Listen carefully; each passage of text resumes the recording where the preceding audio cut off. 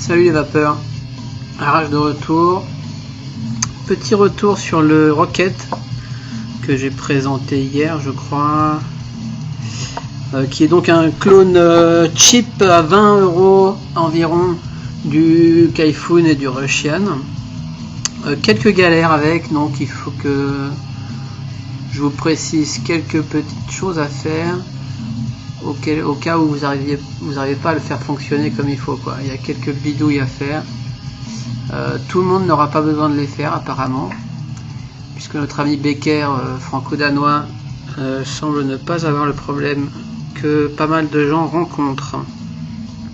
Donc, plusieurs choses. Déjà, le tank, qui lui est en 3 parties, effectivement, comme le conseille Becker. Je vous conseillerais d'éviter de séparer les 3 parties parce que les pas de vis sur le tube plastique sont assez cheap et ne dureraient pas trop longtemps si vous vous amusez à le dévisser et le revisser régulièrement. Ça, c'est une première chose. Deuxième chose que j'ai cru remarquer, c'est que sur le plateau, j'ai cru remarquer que par rapport au Rushian, qui malheureusement pour l'instant est plein, donc je peux pas comparer, mais les deux pôles là, enfin les deux parties sont moins hautes que sur le Rushian. En tout cas, j'ai pas de Kaifun encore. Ça veut dire qu'il faut moins long de mèche, puisque les mèches tombent de moins haut. Enfin bref, ça c'est à noter. Il y a moins d'espace entre le plateau ici et le haut ici. C'est-à-dire que ça c'est moins haut là. Bon, c'est un détail. Les petites vis sont un petit peu chiantes parce qu'il y a moins d'accroches, mais on s'en sort quand même très bien. Les canaux, effectivement, alors ça c'est vérifié aussi, les canaux sont plus profonds et plus prononcés que sur le Rushian, ce qui fait que on a une alimentation un peu plus importante en jus dans la chambre que sur les originaux. Qu'est-ce qu'il y a d'autre à noter? Je viens de me rendre compte que j'ai perdu, et ça c'est pas cool.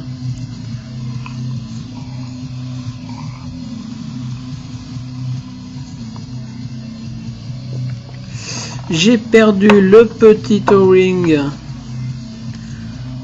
et qui n'est pas, il doit être quelque part par là.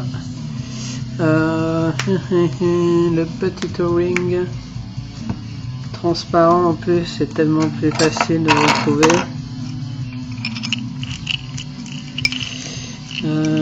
Zut.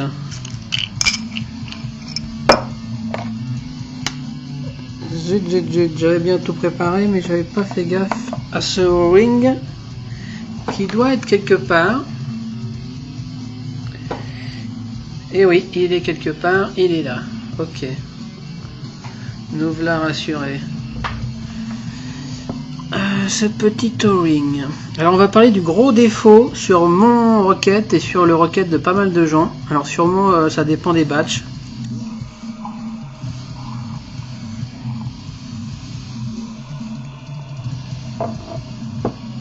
Le gros défaut, c'est qu'il n'est pas étanche en fin de compte. Au niveau de la chamber et de la cheminée, déjà la chambre est un peu plus petite que celle du Rushian, un peu moins large, et surtout moins haute. C'est-à-dire que la cheminée est moins haute que celle de son confrère. Ça veut dire que sur mon modèle toujours, hein, une fois qu'on fait son montage, comme il faut, tout bien serré, qu'on met le O-ring dans le top cap et qu'on vient visser le top cap, c'est-à-dire que la cheminée doit, sur le Russian, la cheminée rentre dans le O-ring et dépasse et ressort dans le top cap, ce qui fait que l'étanchéité est parfaite.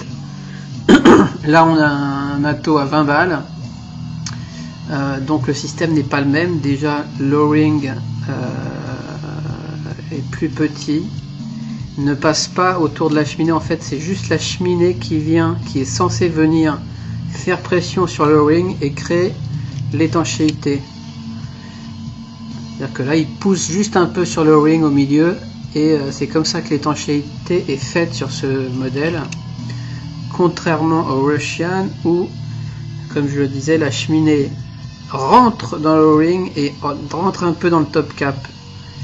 Or là c'est pas le cas, et en plus la cheminée est un chouïa courte, ça veut dire qu'elle vient pas assez faire pression sur le O-ring, donc l'étanchéité du tank n'est pas parfaite. Et comme tout atomiseur, quel qu'il soit, qui dit étanchéité pas parfaite dit glou-glou, remontée de jus, etc. Puisque la pression au-dessus du liquide est pas bonne, de l'air s'échappe par là, et donc le jus rentre dans la chambre sans aspiration, noie la chambre. Qui dit chambre noyée dit jus qui remonte dans la cheminée, dit jus qui coule par l'air hole, et dit catastrophe complète. Donc, pour remédier à ce gros défaut quand même, parce que c'est un gros défaut, j'ai passé ma journée d'hier à essayer de trouver une technique qui était de l'ordre du bricolage. J'en ai essayé plusieurs, mais hier soir sur le forum, notre ami Francky666 a trouvé une solution des plus élégantes et des plus pratiques, qui est de trouver un O-ring comme ça, de cette taille là, c'est-à-dire que par rapport à la chambre, n'essayez pas avec un drip tip avec un O-ring de drip tip, ça sera trop petit et trop épais. Il faut un O-ring à peu près de la taille de la chambre, il rentre pile dans la chambre au niveau taille, pour vous donner une idée, au niveau diamètre, et pas trop épais, de l'ordre de 1 mm quoi, maxi. Et sa solution est de mettre l'O-ring ici autour de la cheminée, ok,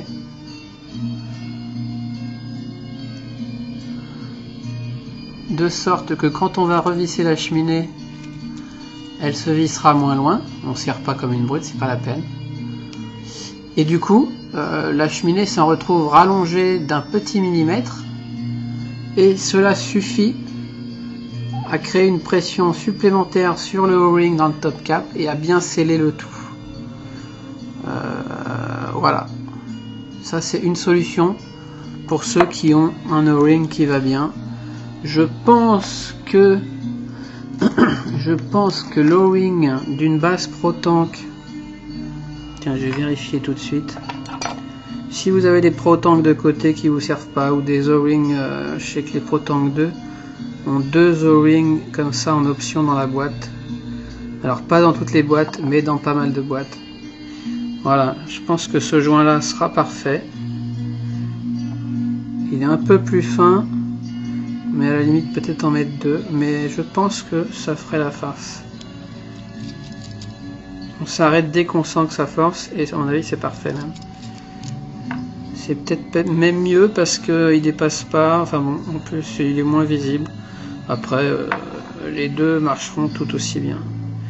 Donc ça c'est une solution. Peut-être aussi un O-ring de drip tip de T2 qui est très large, le drip tip du T2. Enfin voilà, il faut essayer de trouver un O-ring qui va bien.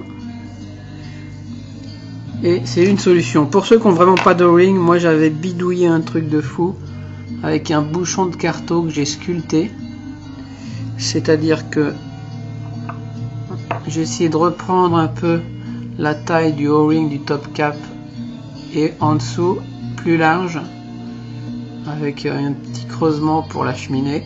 Auquel cas j'enlevais l'O-ring du top cap original, je mettais ma pièce dans le top cap, évidemment, ça tient pas parfaitement, donc c'est un peu plus chiant. Mais une fois le tout mis en place, ça fonctionnait parfaitement bien. C'était peut-être même plus efficace que le coup de l'O-ring, même si un peu plus chiant à mettre en place. Peut-être l'étanchéité est meilleure. On force un peu et là on vise bien fort. Et là pour le coup, vous comprenez, enfin vous imaginez ce qui se passe là-dedans. Après, faire gaffe que ce soit bien en face du trou, enfin voilà. Il y a plusieurs solutions, il y a moyen de bidouiller, mais en tout cas pour ceux qui ont des problèmes de fuite, ouais, ce que j'avais fait aussi, du coup, je vais vous montrer ma bidouille si ça vous amuse et si vous trouvez vraiment pas d'O-ring. J'avais découpé un petit embout de flacon. Alors j'avais acheté plusieurs flacons. Là il s'agit d'un flacon assez étroit, les embouts de flacon à jus, vous savez. J'avais trouvé celui-là qui était parfait, que je venais enclipser dans la cheminée sans forcer, assez court, hein, parce que ça réduit un peu l'airflow, donc plus il est court, mieux c'est quand même, ça réduit un peu moins l'airflow. Parce qu'avec mon système de machin sculpté, ça a tendance, quand on vise, à pas se mettre bien droit en face du trou. Donc, en combinant les deux, d'ailleurs, ce qu'on peut faire, c'est enfoncer mon système sur cette petite cheminée qui dépasse de la cheminée et venir visser le tout. Et là du coup la petite cheminée permet que le système soit bien droit et vient bien finir le système. Voilà, on le voit un peu ici. Donc voilà, plusieurs options s'offrent à vous pour régler ce problème d'étanchéité de ce Rocket si jamais vous le rencontrez. Apparemment tout le monde ne le rencontre pas, mais une grosse partie des acheteurs quand même. Pour ceux qui ont des problèmes ensuite avec des jus un peu trop fluides ou quoi, de canaux trop profonds, j'ai pas encore essayé la technique, mais il paraît que plutôt que de mettre l'O-ring ici, ça c'est une idée de notre ami Ozoli, plutôt que de mettre l'O-ring ici, le mettre en bas, c'est-à-dire le mettre en fait ici. Et du coup c'est du 2 en 1, c'est à dire que le O-ring ici en bas va à la fois augmenter la longueur de la cheminée, puisque ça revient au même, on visse le tout moins haut, donc la cheminée est plus haute et vient presser le O-ring. Et alors après il faut jouer sur le vissage, vient légèrement obstruer les canaux. Plus on le serre, plus ça va obstruer. Alors ça me paraît un petit peu alambiqué, un petit peu compliqué. J'ai pas encore essayé, j'ai pas trop de problèmes quand même si le jus rentre plus facilement dans la chambre que sur un Rushian. Sur un Rushian, ça ne rentre dans la chambre uniquement quand on aspire. Là, on a régulièrement des bulles, on voit des bulles même sans aspirer. Bon. Donc voilà, vous voyez, il y a plusieurs techniques, plusieurs bidouilles à essayer, selon ses jus, selon sa vape, selon l'usinage de son modèle de Rocket. Je pense qu'on peut pas généraliser de toute façon. On peut jamais généraliser dans la vape. Donc moi pour l'instant je me contente de le mettre ici. Et avec le temps je verrai si j'ai des problèmes de fluidité de jus qui rentre dans la chambre, on verra. Voilà pour les bidouilles. Ça en fait des bidouilles, mais moi j'aime bien les bidouilles perso. Ce qui se passe avec la technique de l'O-ring ici, quand on démonte le truc, ça pousse, je dirais, un tout petit peu trop. La pression est vraiment forte avec cette O-ring. Donc quand on démonte, l'O-ring a tendance à sauter. Faut faire gaffe, pas perdre cette O-ring. Ils auraient pu en mettre quelques-uns de rechange quand même, ça aurait été assez malin de leur part. Sympathique en tout cas. Voilà, maintenant est-ce que je vais faire un montage ou pas? Je vais commencer un montage, peut-être je le couperai si ça prend trop longtemps. En ce moment moi je suis très microcoil, alors je vais vous montrer un microcoil. Si ça vous intéresse, tant mieux. Sinon bah, vous arrêtez là. Alors, microcoil Cantal 03. Cantal 03. Il vous faut une petite pointe. Alors moi je prends un clou, un tournevis, enfin ça dépend ce que vous avez sous la main. Ce qu'il faut savoir pour le microcoil, c'est qu'il faut une pointe pas trop épaisse, c'est-à-dire qu'il faut une pointe entre 1,5 mm et 2 mm. 2 mm grand maximum. Alors j'ai pas encore de pied à coulisse, mon tournevis il doit faire 1,8, mon clou il doit faire 1,5, 1,4, 1,5. Sachant que plus c'est gros, plus il y aura un effet diesel. Donc voilà pourquoi il faut en tout cas pas dépasser les 2 mm. Je vais utiliser mon tournevis 1.8 en gros parce que c'est beaucoup plus simple. Mon briquet, un petit coup, faire rougir le Cantal.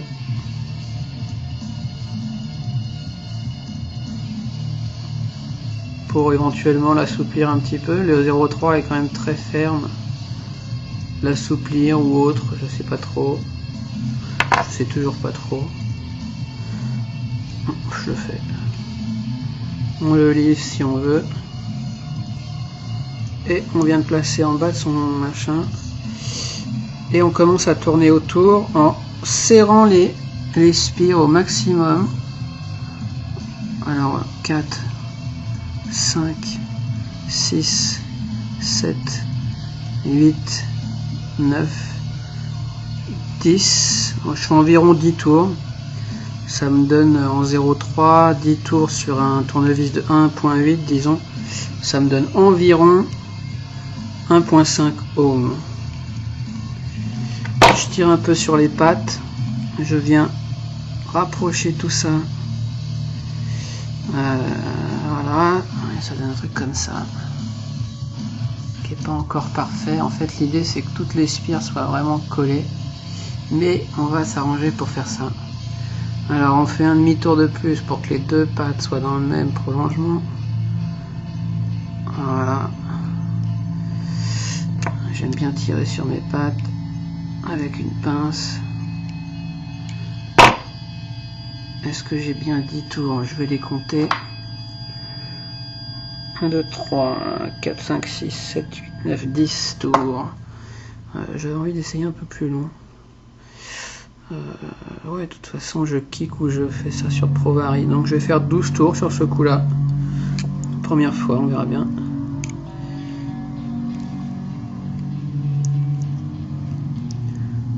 Un demi-tour de plus. Voilà.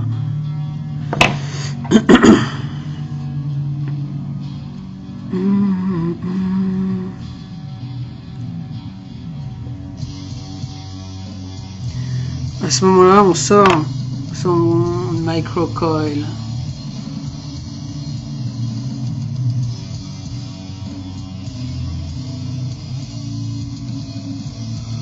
Voilà, on a un petit ressort quoi. On sort son microcoil, on sort son chalumeau et on vient presser avec une pince à épiler délicatement. Alors j'ai déjà fait une review microcoil sur ProTank, hein. C'est la même chose. On presse mais sans écraser évidemment, juste pour garder la forme fermée, les spires collées, et on vient chalouffer à mort au rouge.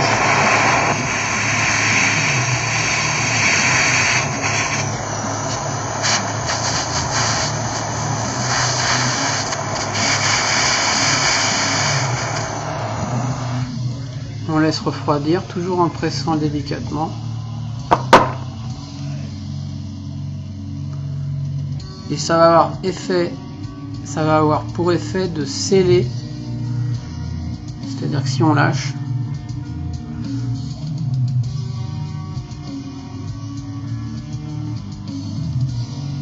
on voit que les spires sont parfaitement jointes.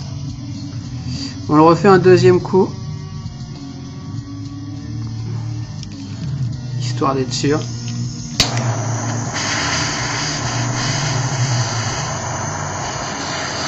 On fait attention avec les chalumeaux, hein.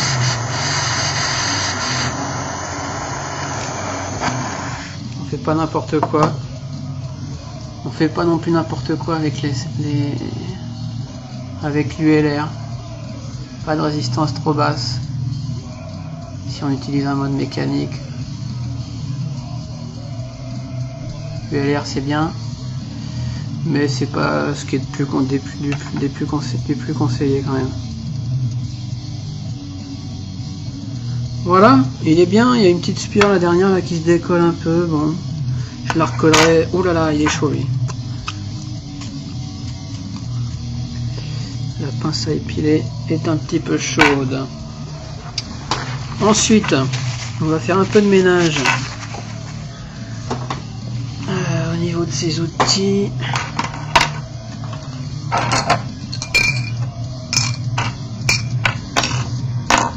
Ok. De quoi va-t-on avoir besoin maintenant? De la base. Je vais mettre ça sur mon stand histoire d'avoir une zone de travail sympathique. On va venir dévisser. Est-ce que je fais bien là?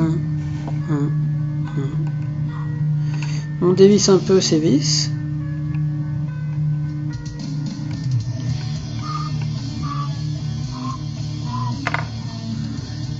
Hop, on tire une petite barre.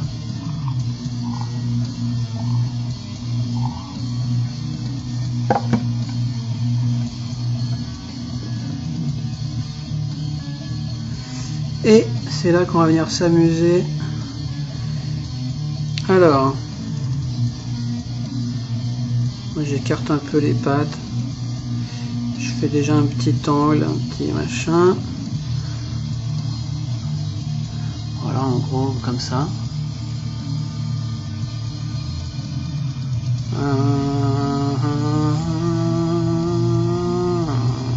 Voilà. Je viens en placer une par l'intérieur. Je fais de l'ombre par l'intérieur. Les deux vont être prises par l'intérieur. Je fais un demi-tour autour de la vis.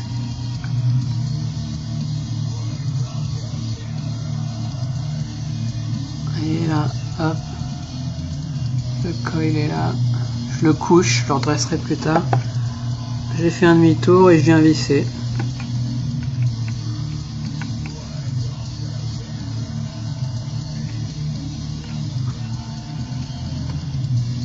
Alors vu que ces vis sont pas top, on vérifie que c'est bien chopé. Apparemment c'est bien chopé. Voilà.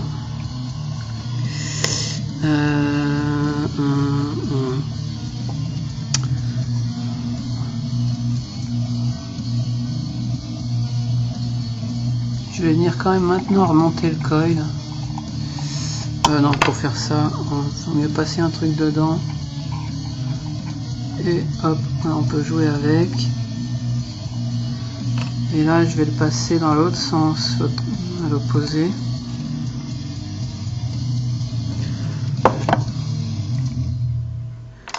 C'est pas assez dévissé.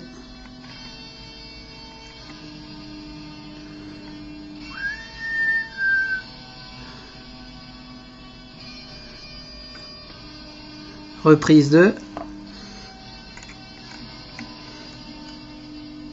Alors on vient serrer la deuxième. Alors oui, là c'est là que c'est un peu plus chiant. Ils sont un peu chiantes ces vis, hein. Il y en a qui conseillent donc de faire un tour complet. Moi ça me saoule de faire un tour complet, mais il y a peut-être une bonne raison à ça.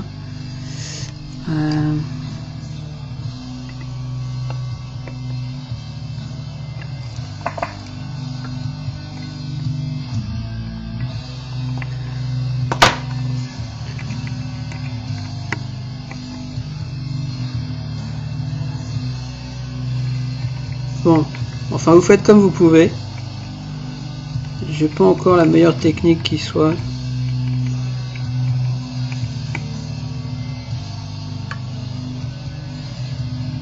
L'idée étant que les deux pattes soient parfaitement prises sous les vis et que de préférence la partie qui dépasse, qu'on va couper, se retrouve plutôt vers l'intérieur de la chambre. C'est-à-dire qu'on va couper ici. Il n'y a aucun risque que la petite patte vienne en contact avec le tube de la chambre. Si le bout qu'on coupe dépassait là et qu'on coupait là, toujours un petit risque de court-circuit de contact entre le cantal et la chambre. Enfin bref. Un petit coup de coupe-ongle à ras le plus ras possible.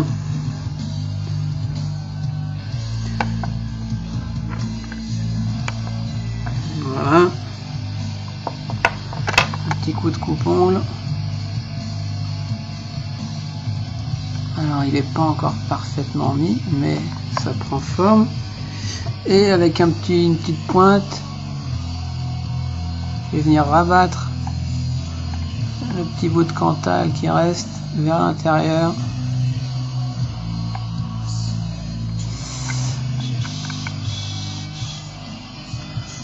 Et cette petite patte là, est-ce qu'on la voit?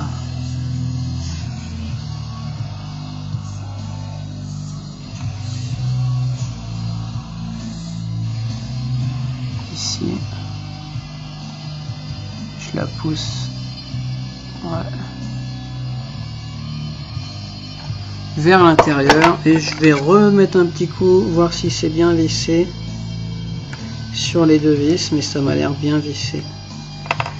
Voilà, ensuite de quoi je reviens mettre mon tournevis dedans. Je dévisse dedans, j'aurai plus de liberté. Juste si je veux tourner mon coil ou quoi, c'est toujours bien. Ce qui est pas mal, c'est de le mettre à 45 degrés le coil. Voilà, comme ça, je le tourne un peu en force.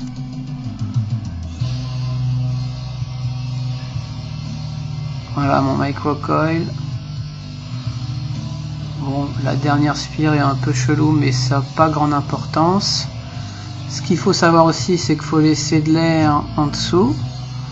Je viens passer un tournevis délicatement et puis je fais un petit peu levier.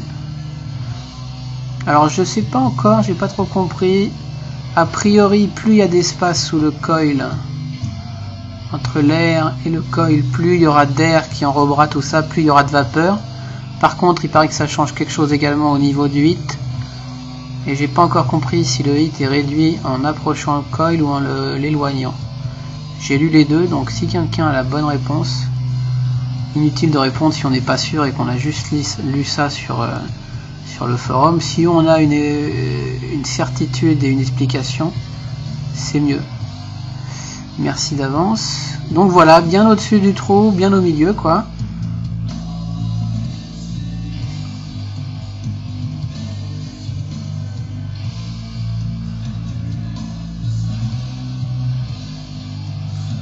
Aïe aïe aïe aïe, voilà. 45 degrés.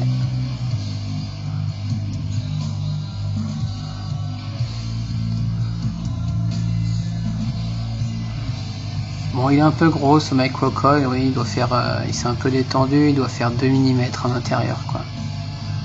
Il n'y a pas mort d'homme, le diesel, franchement, ça va. Ça va, ça va. Alors on va checker sa résistance.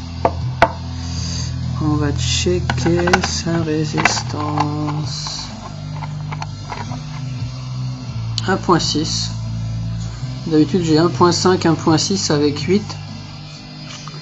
Avec 10 et là j'ai 1.6 avec 12. Alors c'est un peu bizarre mais c'est comme ça. Ça peut bouger. 1.6, moi ça me va bien.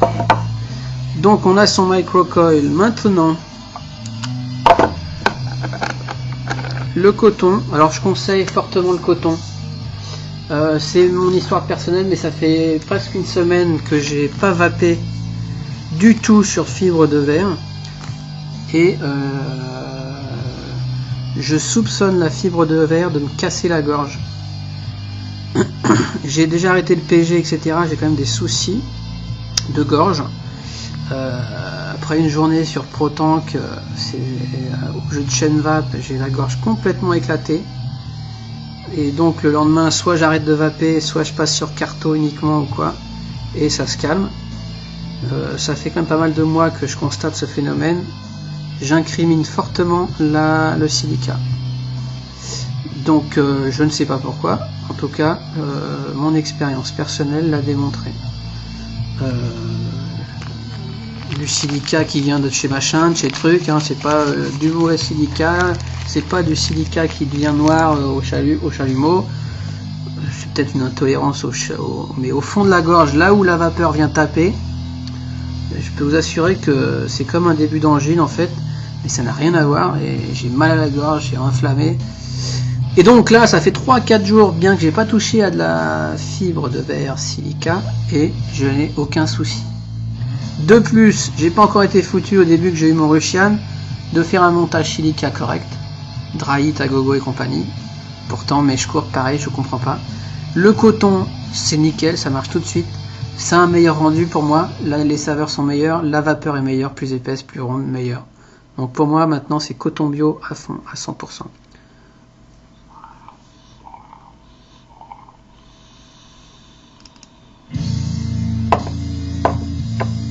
Voilà pour mes petites histoires perso. Alors on prend du coton, alors pareil, le coton c'est un peu délicat, on essaie de se faire un ruban plus ou moins droit, on le désépaissit doucement pour pas en enlever trop. La longueur on s'en tape parce qu'au final il en faut très court, hein. Au final il faut 2 cm à tout péter. Le truc c'est d'avoir quelque chose de propre, de régulier, de souple à la fois, faut pas qu'il soit tassé. Donc moi je fais un petit boudin légèrement arrondi, là il y en a trop encore je pense, mais ça doit peut-être passer. Et puis on fait une pointe à un bout qu'on mouille, pas sûr qu'il passe quand même celui-là. On vient de rentrer et là on vient en tournant pour l'aider à rentrer, en tirant d'un côté, en tournant de l'autre s'il va y aller, et puis en jouant, en allant aller-retour. On essaye de pas le déchirer. Il devrait y aller, il devrait y aller. Voilà, on tourne, on tourne, on tourne. Voilà, la moustache est bien rentrée. Est-ce que vous voyez bien? Ouais. Et puis voilà, on centre un peu le machin. On regarde que c'est pas trop serré. Mais quand même, il faut que ça soit pas mal rempli, il me semble. Donc voilà, là j'ai quelque chose de correct. Pourquoi j'ai une petite tache là? Parce que il devait y avoir du jus dans le pas de vis, dans la vis Philips. Ok, une fois qu'on a ça, on en a beaucoup trop hein, évidemment, mais c'est pas grave. Beaucoup trop, notamment sur Rocket, parce que toujours mon histoire de plots moins haut que sur les autres, donc il faut en mettre encore moins. L'idée sera de... Alors moi je fais dans ce sens-là. L'idée au final sera...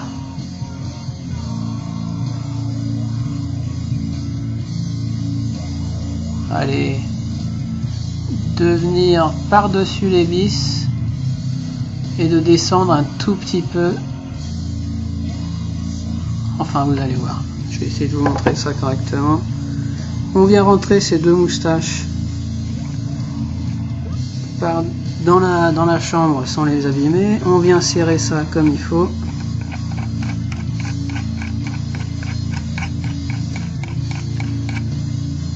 Tac. Et là, on va venir déjà couper un peu. À combien de temps elle fait cette vidéo déjà? 34 minutes. Je sais pas faire court, je suis désolé. C'est des tutos précis, bien expliqués, avec des détails un peu inutiles, mais qui peuvent servir à certains. Donc voilà, je sais que c'est long. Hop, on vient couper assez court, hein, on laisse dépasser 2 mm à tout péter. Et là, il y en a un peu plus ici, bon, franchement, on peut faire ça aussi au coupe-ongle. En gros, le microcoil coton ou pas d'ailleurs, les débutants ont tendance à faire un microcoil trop gros, enfin, sur une tige trop grosse, et à mettre trop de fibres ou de coton. Et c'est une erreur à ne pas faire en fait. Et puis voilà. Là il nous faut du jus. Alors qu'est-ce que je vais mettre là-dedans? Qu'est-ce que je vais vaper là-dedans?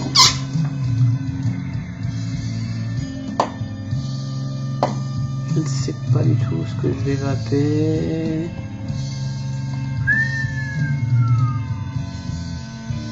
Tiens, je vais retester le... Où est-ce qu'il est? Je vais y arriver. Le Blackberry en 50-50. Blackberry Waffle 6 mg de chez SNS Mods. Gaufre au mur, si je ne m'abuse. Alors là, on vient imbiber juste 2 gouttes sur le coton. On attend que ça boive. On n'est pas pressé.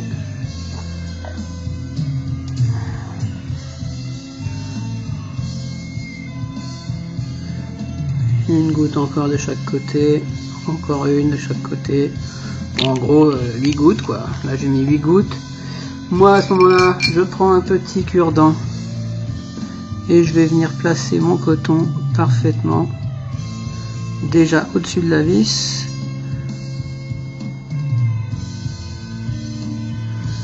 En Z comme ça. Puis alors là ça va pas être facile à montrer et à faire à la caméra. Puis je descends le bout dans le réservoir, les 2 bouts. Alors là il y a un peu beaucoup de coton.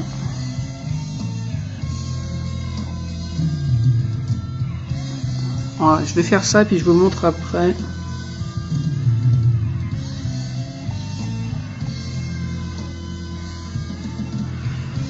Je vais remettre un peu de jus. 1, 2. Plus il y a de jus, plus c'est simple à travailler. Et l'important est de repérer les canaux là. Ouais, je vais garder quand même la boîte. Donc on a 2 canaux, un là, 2 canaux, ouais 2 canaux, un là et un en haut là. Et donc c'est le petit trou qui se trouve là et le petit trou qui se trouve là qui fait passer le jus. Quand on aspire, il y a du jus qui est forcé à rentrer là-dedans. Et donc forcément on retrouve des petits trous en face de ces canaux à l'intérieur. C'est-à-dire qu'il y a un petit trou au fond là et un petit trou au fond là. Il faut absolument pas en fait qu'il y ait de matière de fibre en face de ces petits trous.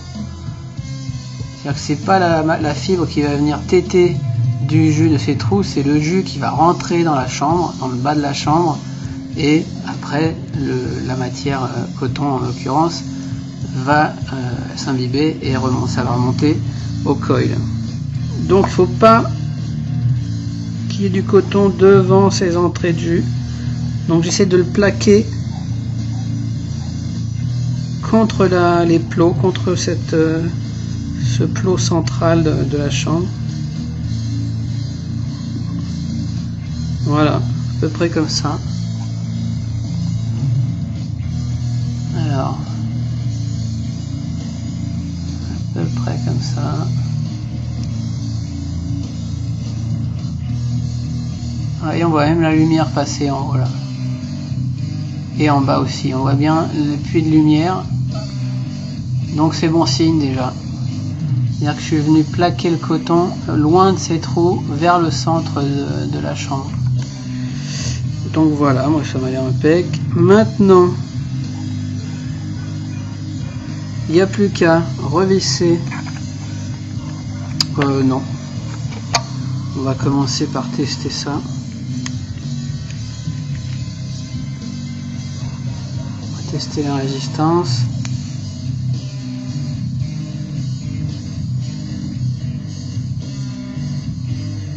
C'est monté un peu, 1.7. Il faut savoir que c'est assez fluctuant sur ces appareils, pareil sur le Rushian, les résistances, parce que ça dépend un peu, je sais pas pourquoi exactement, du vissage qu'on fait quoi. Alors ça se joue au niveau de ce plot qu'on visse plus ou moins.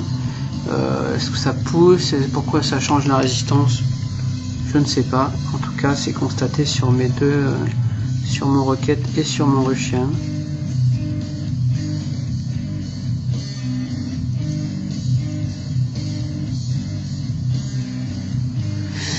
Donc 1.7, très bien. On va descendre un peu. Oh là, là c'est un peu fort à mon avis. 4.4, on va descendre à 3.6 pour l'instant.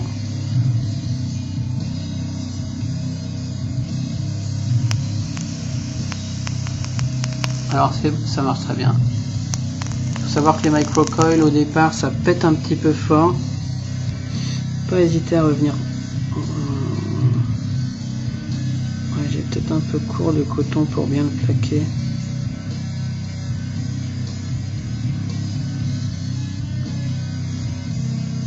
Ça ira très bien. On remet sa cheminée avec son O-ring. De sorte, je le répète, de la visser moins bas, donc de rallonger sa hauteur et de bien faire l'étanchéité du tank. On vient visser le tank. Alors il faut savoir que la valve de remplissage c'est quand même très chiant. Il faut y aller super doux, ça a tendance à ressortir. J'ai pas l'embout adéquat, mais j'ai vu que même les gens qui ont des embouts adéquats se font un peu chier. Donc j'ai tendance, alors est-ce que je le tente ou je le tente pas? Je vais le tenter, mais ça risque de flouder à mort, de leaker à mort. Ce que je fais, je bouche l'airflow. Ah oui, l'airflow aussi. L'airflow, la petite vis, je l'ai poncée. J'ai réduit sa longueur de pas mal. Peut-être presque de moitié. Parce que ça m'agaçait. Je dois beaucoup la dévisser pour mon airflow personnel que j'aime bien, assez aérien. Et du coup ça dépassait ici, ça accrochait et ça m'énervait. Donc je l'ai poncé. D'ailleurs, il m'arrive même de l'enlever carrément pour avoir l'airflow que j'aime bien, quoi. Bref, ça se ponce très bien sur papier de verre et le pas de vis reste correct si on fait ça proprement sur un papier de verre fin. Alors on bouche l'airflow, sinon on bouche juste avec le doigt. Enfin, je sais pas encore trop quand faut boucher l'airflow, mais là il est bouché. On remplit, je vais le tenter, hein. Si ça en fout partout, vous pourrez vous foutre de moi. Ok, pas trop, hein, pour l'instant. J'ai contenance, c'est à peu près 4 ml de ces engins. C'est beaucoup 4 ml, moi j'aime bien changer de jus régulièrement. Donc voilà. Et alors à ce moment-là, c'est là que le bas blesse. Déjà pour pas flouder mon Provari, je vais faire ça hors mode.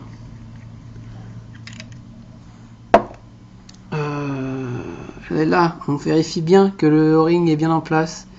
Et on fait gaffe, quand on le retourne, il bouge pas. On place ça bien au milieu. On commence à choper le pas de vis. On essaye en tout cas. J'arrive pas, donc voilà. Voilà, là c'est chopé. Là on va retourner, donc vu que ça commence à visser, ça va pas couler a priori.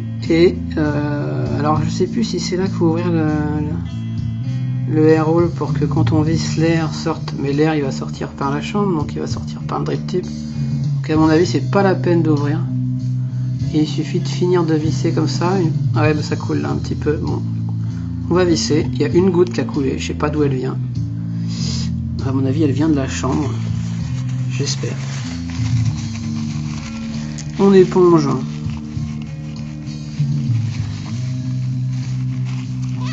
Bon, ça va, il y a une goutte par terre. Et il y avait un peu de jus ici. Alors qu'est-ce que je vois là-dedans? Ouais, je vois que la cheminée est là. Que le O-ring semble bien écrasé. J'ai pas de fuite normale, tout est fermé en bas. Par contre, quand je vais ouvrir, ça risque. Alors je réouvre mon airflow. Là, ça risque de pisser. Ou pas. On sait jamais. Allez, j'ouvre en grand. Je le fais même dépasser. Je vois rien qui vient. Il n'y a rien sur le sopalin. Je rentre un petit bout de sopalin. Il n'y a rien du tout. Je revisse sur mon engin. Ah, encore une astuce, et on n'en finit pas l'astuce avec ce truc. Est-ce qu'il y a du jus là? J'ai l'impression qu'il y avait eu du jus, mais non. n'y a pas de jus. Il n'y a rien du tout. Alors, le drip tip maintenant. Le drip tip propriétaire qui se visse, qui est bien en soi, mais qui peut ne pas plaire, et on aime bien personnaliser son drip tip. J'ai trouvé une astuce. On a tous des capuchons de carton. On va venir en couper l'extrémité. On va venir, alors on essaie de prendre le côté droit vers le bas, côté qu'on n'a pas coupé. On vient enfoncer son drip tip, n'importe quel drip tip, mais plutôt un droit pour la première fois. Avec le côté plat bien en bas. Et on va venir simplement en force. Alors c'est presque la bonne taille. Hein. On vient visser en force. Enfin doucement en fait, pas en force. On descend, on pousse un peu, on visse. On descend, on visse, on descend. On pousse pas que sur le drip tip, on pousse aussi sur le silicone en vissant. Enfin simplement, hein, il ne faut pas se prendre trop la tête. Une fois qu'on sent qu'on est au fond, qu'on n'aura pas mieux, on n'aura pas mieux là. On prend sa petite lame de cutter et en prenant appui sur le top cap, on vient simplement découper ça parfaitement droit tout autour, voilà. Et il ne reste plus qu'à décaloter le surplus. On vire le surplus qui pourra resservir pour la prochaine fois. Bien qu'il n'y a pas forcément de prochaine fois, j'explique. Déjà, vous voyez, c'est parfaitement tight. C'est comme si c'était une connexion 510. Vraiment, pour faire bouger, il faut y aller. Ça sort pas du tout. Et ça sort pas du tout. Il n'y a aucun risque. Et si on retire délicatement son drip tip, en tournant et en remontant, tac, la pièce plastique reste en place. La pièce de silicone reste en place. Ce qui fait que maintenant, on prend un autre drip tip et on vient le placer en force. Et c'est juste parfait. Ça ne bouge pas. Et on a enfin son drip tip personnalisé sur son Rocket. Étant donné qu'il n'est pas fourni avec un adaptateur. Bon, alors ça peut arriver qu'on écrase le silicone, effectivement. Bon, à ce moment-là, on le refait. Hein. Ça, c'est quand même pas bien sorcier. J'aimerais bien réussir à voir si on peut le mettre avant. Est-ce qu'on peut l'enfourner avant?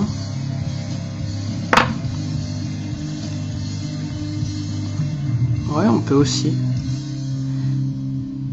En préparer, voilà.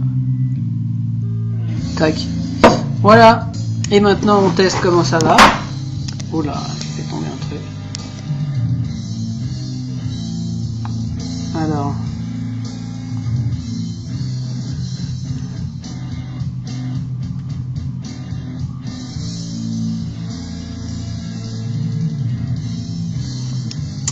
C'est un peu light. Les arômes sont super bien rendus dans ce genre d'atomiseur, c'est assez impressionnant. Par contre, la Nico monte au crâne et on a mal à la tête, donc soit on réduit sa vape, soit on réduit son taux de Nico. J'ai pas encore d'explication pourquoi, ça m'intéresse aussi.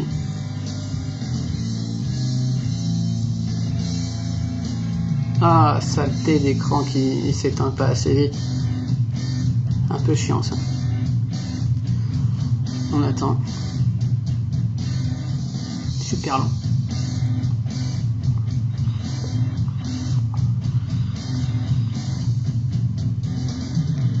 Aucun glou-glou. Aucun goût de cramé. Coil parfaitement alimenté. Je referme un peu mon airflow.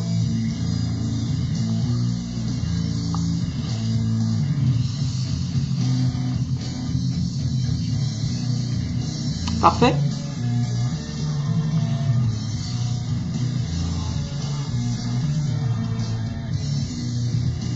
Allez, bye. 50 minutes encore. Bonne vape à tous.